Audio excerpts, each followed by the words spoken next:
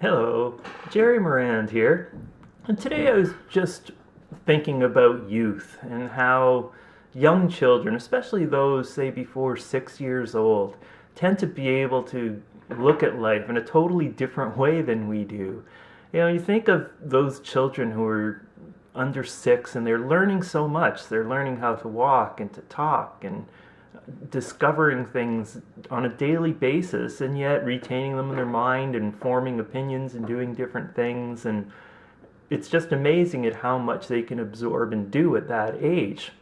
But somewhere along the way, that seems to stop. And it seems to be around the time when they get into schooling and they start getting around more people and hearing different people's opinions.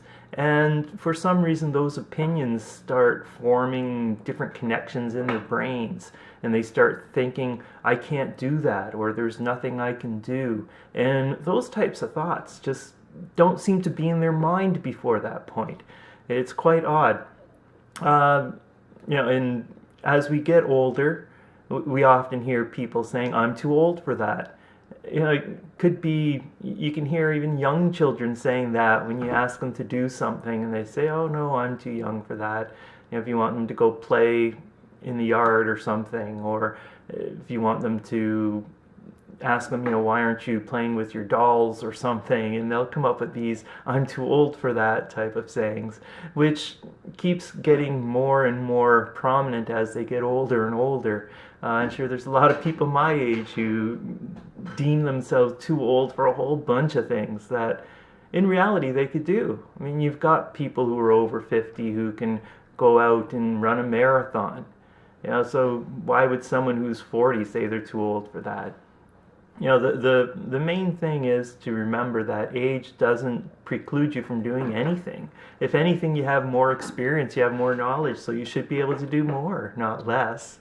And another one is how a lot of people will say things like, I just can't do that, or there's nothing I can do about that. And a lot of times that isn't true at all. I mean, there's always something you can do. You've got free will, so you're open to do whatever it is that you feel is necessary to do.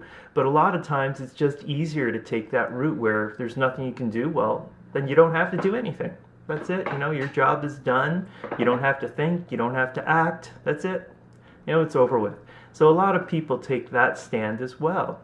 And unfortunately, when we're talking about home-based business, that's a lot of times what keeps people back.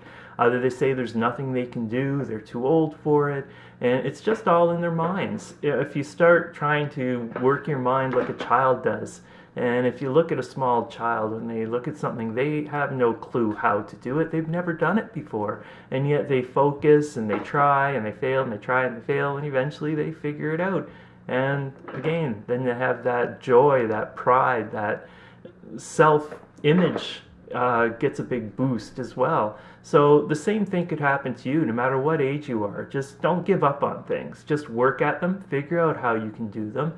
Use your mental resources, use that experience that you've had through life so far to come up with a way to figure out a plan and to do whatever it is that you want to do.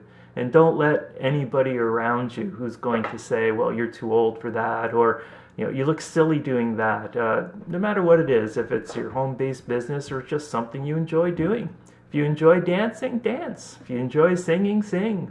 Don't let other people dissuade you from doing it just because their opinion is that you're not as good as you should be. Again, with practice, you'll get even better, and eventually you can surprise them at how great your skill is. So please take this into consideration. Think about it. Leave me your comments. Like and share this as you see fit. And please come back and check out my next video. Thanks. Bye.